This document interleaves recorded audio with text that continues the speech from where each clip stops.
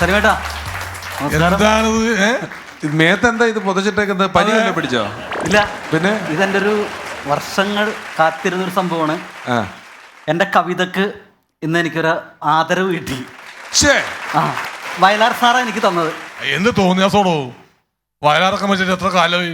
അല്ല, ഇത് വയലാറുള്ള ഒരു സാറാന്ന് പറഞ്ഞ അവിടുത്തെ പ്രസിഡന്റ് എനിക്ക് തന്നത്. സാറ സ്ത്രീയാണ്.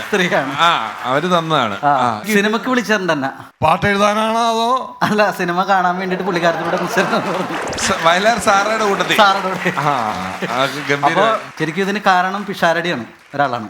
അതൊന്നുമില്ല ചേട്ടാ, അതിപ്പം ഓരോരുത്തർ അവരവരുടെ ഭാഗ്യം കൊണ്ട് കയറി പോകുന്നുള്ളതേ ഉള്ളൂ. പ്രചോദനം അതെനിക്ക് വളരെ സന്തോഷമുണ്ട്. എങ്ങനെയാണ് പ്രചോദനമായത്? ഞാൻ കഴിഞ്ഞ ദിവസം മനസ്സാകെ വിഷമിച്ച് വീട്ടിലിരിക്കുന്ന സമയത്താണ് പിഷാരടി ഒരു ചാനലിലൊരു കഥ പറയണ്ടായിരുന്നിരുന്നിട്ട്. അത് ഞാൻ ഈ ഫ്ലോറിൽ പലതവണയും വന്ന് കേട്ട കഥ കാരണം ഞാൻ ചാനലൊന്ന് മാറ്റി അടുത്ത ചാനൽ വെച്ചു. അപ്പൊ ആ ചാനലിലും പിഷാരടി ഇരുന്ന് കഥ പറയുന്നു. വീണ്ടും ഞാൻ ചാനൽ മാറ്റി. അപ്പൊ അവിടെ പിഷാരടി ഇരുന്ന് കഥ പറയുന്നു.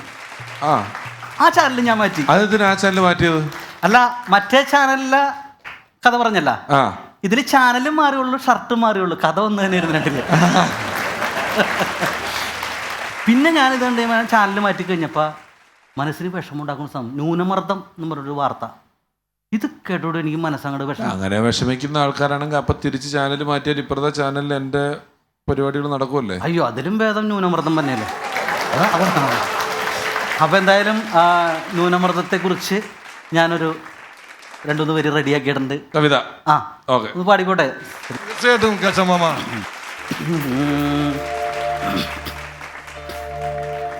ന്യൂനമർദ്ദമേ ന്യൂനമർദ്ദമേ, കടലിൽ നീ രൂപം കൊണ്ടതെന്തിനാണ് ഹേ? ന്യൂനമർദ്ദമേ ന്യൂനമർദ്ദമേ, കടലിൽ നീ രൂപം കൊണ്ടതെന്തിനാണ് ഹേ? ഇങ്ങോട്ടു വരണ്ടാട്ട വേണ്ടാട്ട വരണ്ടാട്ട ചിക്ക ചക്കട ചക്കട ചക്കട ചക്കട ചക്കട ചക്കട. ഇങ്ങോട്ടു വരണ്ടാട്ട വേണ്ടാട്ട വരണ്ടാട്ട ചിക്ക ചക്കട ചക്കട ചക്കട ചക്കട ചക്കട ചക്കട. ന്യൂനമർദ്ദമേ ന്യൂനമർദ്ദമേ, കടലിൽ നീ രൂപം കൊണ്ടതെന്തിനാണ് ഹേ? ന്യൂനമർദ്ദമേ ന്യൂനമർദ്ദമേ, കടലിൽ നീ രൂപം കൊണ്ടതെന്തിനാണ് ഹേ? ഇതിന് അവാർഡ് കൊടുക്കണം. ഇതിന് അവാർഡ് കൊടുക്കണം. അല്ല, പക്ഷെ ഇത് കവിതയല്ല, ഇതിനൊരു റാപ്പിന്റെ സ്വഭാവമുണ്ട്. അല്ല, ഇതല്ല ശരിക്കും കവിത.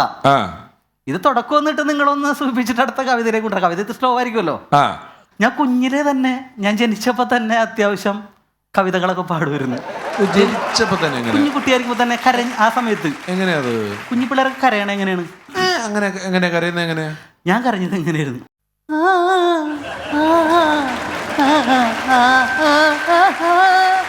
സോറി സോറി, സാറ് എഴുതിയതല്ലേ? എഴുതിയതല്ല, സംഗീതം കൊടുത്തു. സംഗീതം ചെയ്തത് പെട്ടെന്ന് അത് ഇതായിട്ട് വന്നുപോയി. നീയൻ സർഗ സൗന്ദര്യമേ അതിലോട്ട് കയറിപ്പോയി.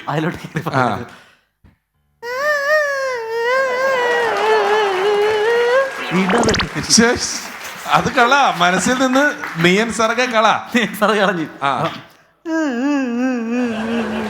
ഇങ്ങനെയാണ് പിള്ളേർ കരയാറ്. അങ്ങനെ പിള്ളേർ. അപ്പോൾ ഞാൻ ഇന്ന് വ്യത്യസ്തമായിട്ട് മലയാള അക്ഷരങ്ങളിലൂടെയാണ് ഞാൻ പോയത്. ശരിക്കും അന്നോട്ട് പഠിപ്പിക്കണേക്ക് മുന്നേ അക്ഷരങ്ങൾ പാടി തുടങ്ങി. എന്നിട്ട്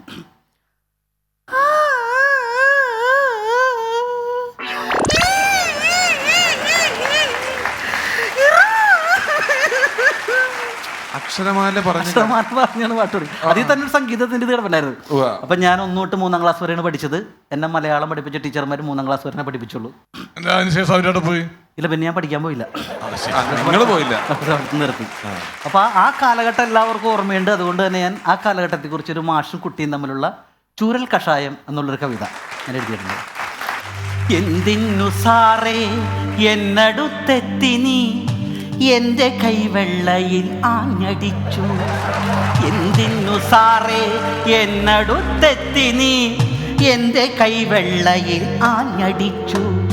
നെറ്റിയിൽ ഭസ്മക്കുറിയിട്ട പോലെ എൻ കൈവെള്ളയിൽ 3 വര തെളിഞ്ഞു. നെറ്റിയിൽ ഭസ്മക്കുറിയിട്ട പോലെ എൻ കൈവെള്ളയിൽ 3 വര തെളിഞ്ഞു. എന്നിട്ടും നിർത്താതെ സാറിന്റെ ചൂരലൻ തുടകളിൽ പടപടാ നാഞ്ഞടിച്ചു. വേദന കൊണ്ടു പുളയുന്ന നേരത്ത് ഇമ്പോസിഷൻ സാറ് വേറെ തന്നു. ആ വേദനയും ഞാൻ സ്വീകരിച്ചു. തല്ലുകൊള്ളാത്തവൻ പുഞ്ചിരിച്ചു. ആ വേദനയും ഞാൻ സ്വീകരിച്ചു. തല്ലുകൊള്ളാത്തവൻ പുഞ്ചിരിച്ചു. സാറേ സാറേ പെങ്കിളി കാത്തിരുന്നു. ഇടയ്ക്ക് മറ്റേ ഔസേപ്പച്ചൻ ഇളയരാജ കേറി വരുവാണ്. അപ്പോ കവിത ഗംഭീരായി. ഈ കവിതയെ കുറിച്ച് എനിക്കൊരു 2 വരി പറയാനുണ്ട്. അയ്യോ വിട്ടേക്ക് സാറേ, പൊക്കോട്ടെ സാറേ, കൊല്ലല്ലേ സാറേ.